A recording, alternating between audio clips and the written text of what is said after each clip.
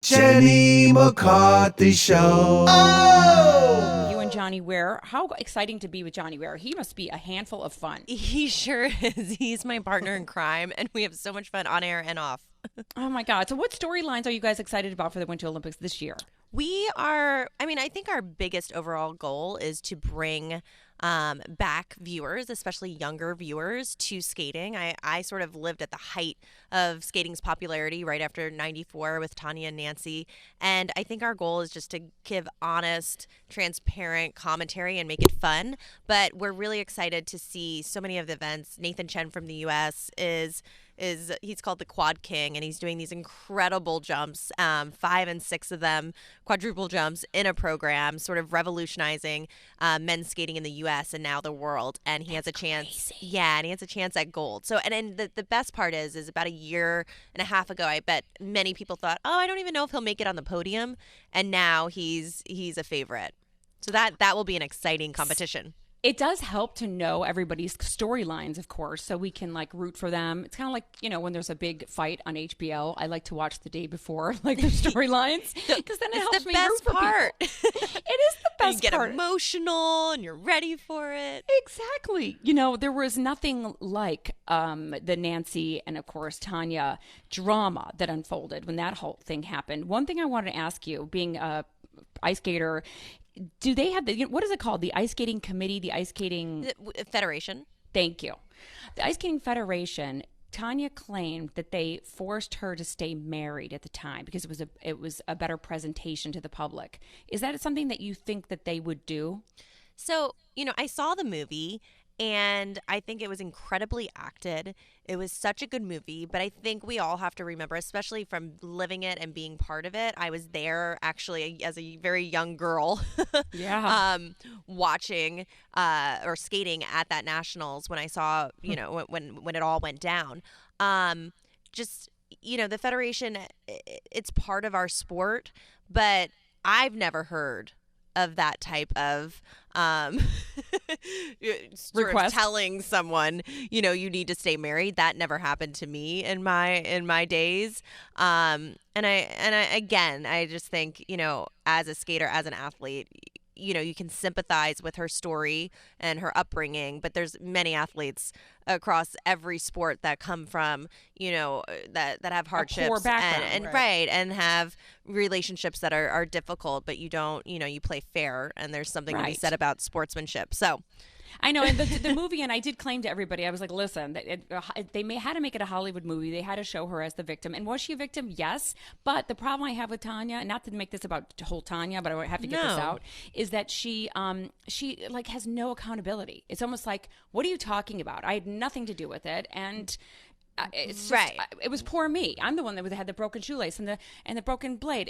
It's almost like even today she doesn't even claim any accountability. Yes, it's very interesting to watch, and when you lived it and you sort of were part of that, you know what was happening. So watching that movie, of course, you see these other sides, and yes, it's horrible that she had a terrible relationship with her mother. But that happens a lot, and that doesn't mean you go on and decide that assault is the next step.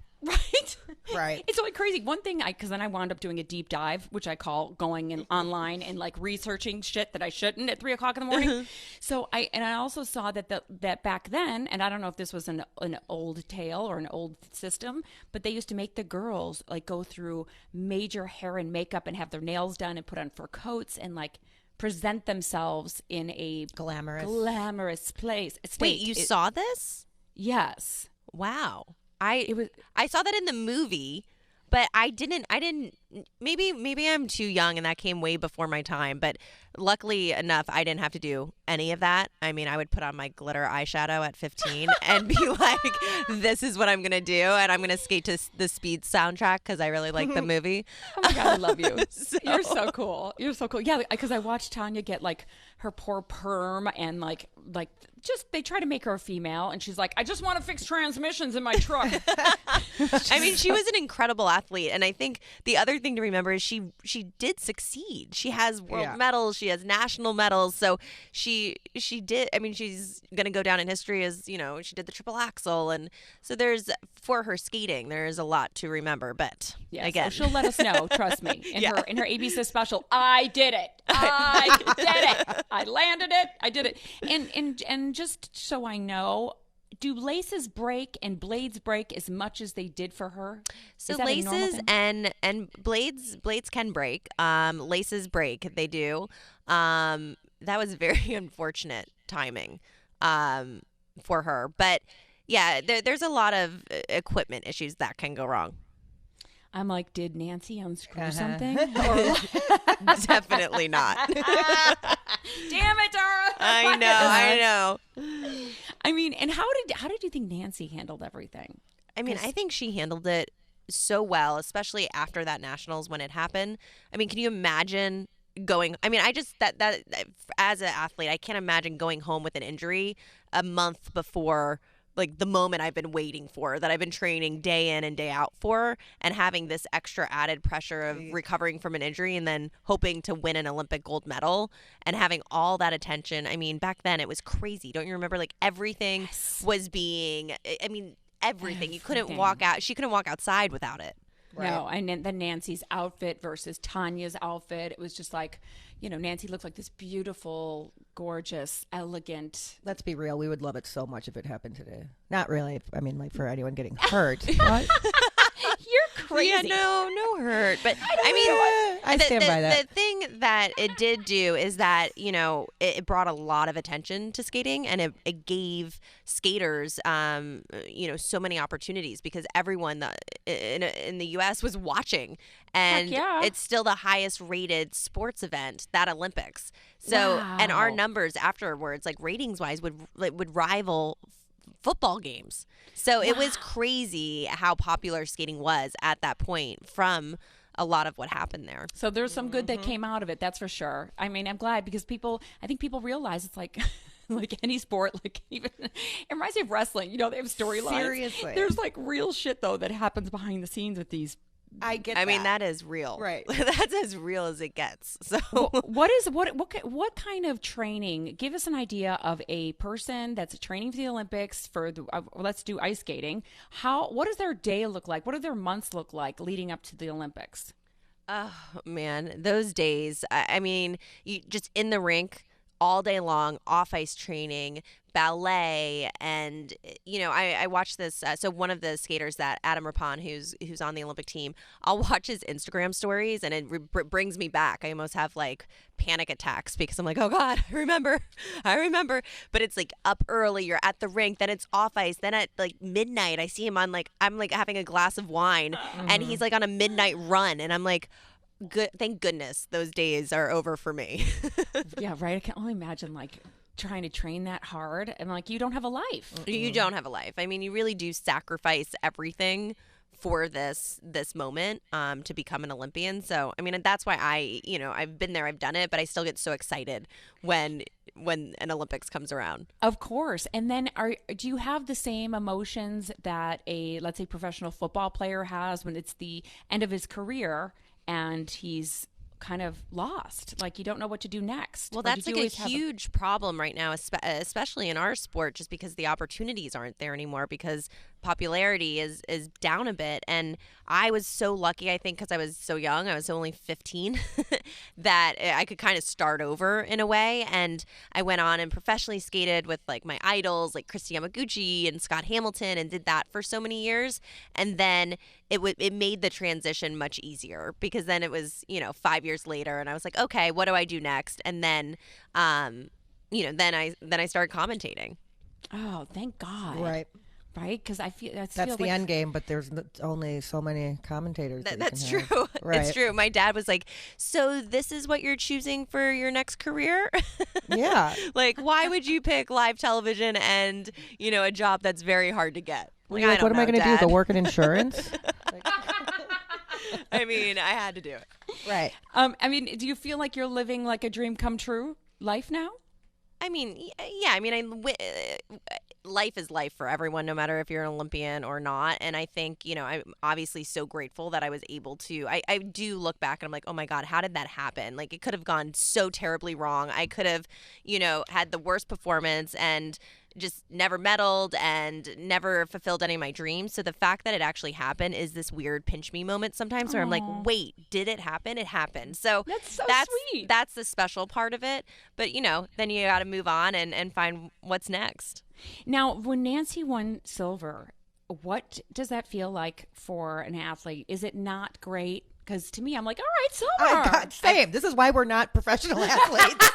We're like, second is awesome. I'm totally fine. Especially if you have an Olympic medal. But I mean, it depends. It depends on what that skater's expectations were. If they knew that, okay, I'm probably not going to win, but I think Nancy was going for that gold. So, it's extremely disappointing sometimes. You're still so grateful for the medal and still stepping up on that podium because it's better than not. But and especially in Olympics, like you take home an Olympic medal. So you have to be so proud of that. But at the same time, there is like, oh, I wanted to be one step higher. Right. I was just reading this thing this morning that Michael Phelps, at the height of his career, the most, medaled Olympian ever, was like suicidal, depressed. Really? During training? Yeah. It just actually was released this morning, and I didn't get through the whole thing. But I think just like, then where do you go from there, even? Oh, like after your career. Yeah, or just like he's won everything and he's still not he's still not fulfilled. I mean, we should tell him, why doesn't he come back and just win more? Because I don't think it worked the first time. I mean, he keeps winning though, so just, come on back and yeah. Why can't ice skaters go into their 30s? It's just difficult with the technical level has sort of increased over the years. And so, just your body, and it's so difficult and hard on your body. You're going up in the air and then you're landing 3 times your weight on 1 foot on a 1/4-inch blade. So that... Who thought of this anyways? Right. Who's the crazy person people that figured this shit out? Right? Honestly, when Tonya was talking about it, and she explained it kind of like that, you're landing a certain amount of pounds. It was like 400 pounds on one blade. Yep.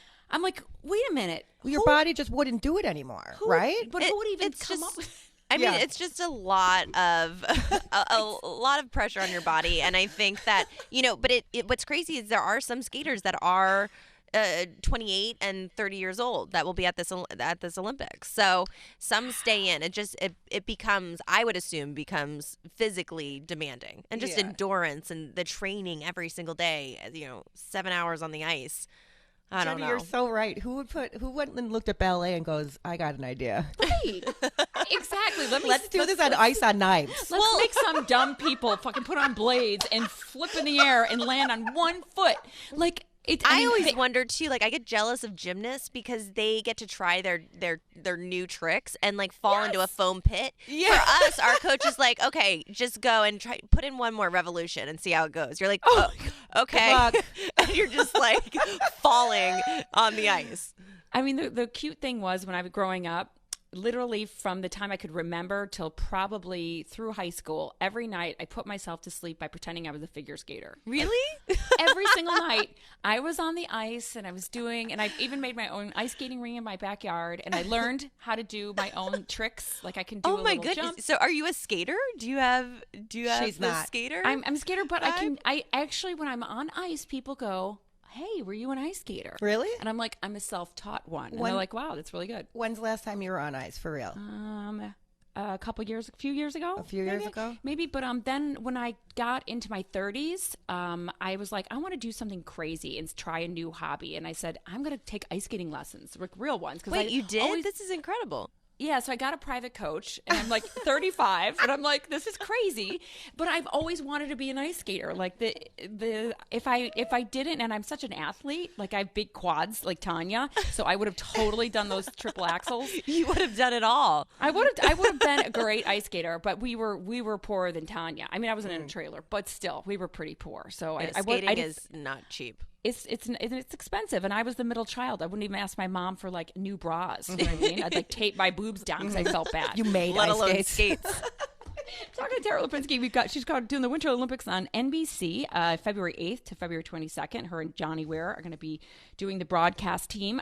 Now you're going to South Korea, girl. Are you scared being close to the maniac? You know, obviously it crosses your mind. You know, you're like, okay, I'm, you know, 40, 60 miles away. But I've been to so many Olympic Games, and I don't know what it is. Sometimes with the Olympic Games, there always seems to be something. Like 4 years ago in Russia, I don't know if you remember, there was a whole big to-do, the Black Widow, which I was like, Johnny, the Black Widow's going to come get us. And I was like so scared. And then you realize when you get there, and especially being part of like NBC and the security and the type of security that's there, you just got to hope that the people that are protecting you are doing their job now. They're figuring it all out, plan B, plan C. So they invited I got used to it. Oh, go ahead. Yeah, exactly. I mean, I host Times Square every New Year's Eve, and there's so many threats, and I'm always terrified. But I'm like, I have to let the people do their jobs and trust that they're going to protect me. It's just, didn't they invite North Korea? The skaters are now, there's pair skaters from North Korea that will be competing, which is incredible because it was very much up in the air if they were going to be allowed to do that. I mean, I am totally blown away. Unless it's a plot to distract us all. It's don't say genius. that. Don't say that. I know, right? I mean, it can't believe it. Like those people. I hope they were fed. Everybody looks like half their size in North Korea. Well, I'm just so happy this pair team won because I watched when they qualified and they you did? And they were so happy, but then they had to wait to see if they were going to be allowed to go. So it was this long wait. And they made it, and so that I'm really excited to see them. They're going to be so excited to be there, and and allowed to compete. So that's awesome. It is awesome, except then, like, do we root for them? There's It's like we feel bad for the people of North Korea. We got to root for them, right? I would think so. Like, especially if they show me their stories, but they can't, right? What are they going to say? Right. My mom and dad are in the camp, and if I lose, I'm going with them. Oh, goodness. Our lives depend on this. Exactly. Can you imagine? No, I cannot imagine. So let me ask you one more question about the judges, because I'm always fascinated how there's judges from, around the world. How do they not, favor their own country a little bit? So, you always think that that's a possibility, and, it very may well be. Like, skating is so subjective and it's political, and, you just have to be aware of that. And I think so many people that watch are like, oh, the skater fell 5 times and beat the skater that stood up. Like, how did that happen? And skating has had a lot of issues when it comes to judging scandals. In 2002, there was a huge judging scandal, and then they changed the system. So the scoring system, the judging system is completely different now to try to prevent some of that. But at the end of the day, there's still, it's personal taste in a way when it comes down to the component score, which is that artistic score. So how you think they present themselves on the ice. So there will always be a little bit of favoritism. That. And to touch back on Tonya's documentary, that they said that judges actually went and interviewed all the ice skaters because they judged them on their conversation skills and their presentation of their physical attributes, like a beauty pageant. It's a good thing that I came 4 years later because I have never heard of any of this.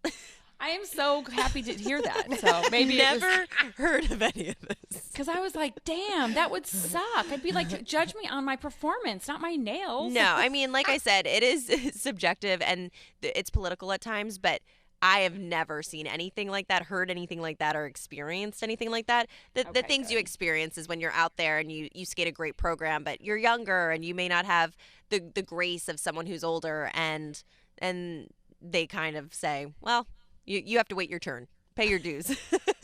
Exactly. What was your standout move?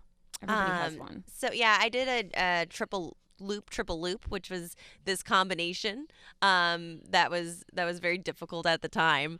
But that was my thing. It's crazy how it's and you're so fucking amazing, by the way. Growing up wanting to be an ice skater, I did watch you. I just couldn't name your moves. But who did you look up to growing up? Kristi Yamaguchi.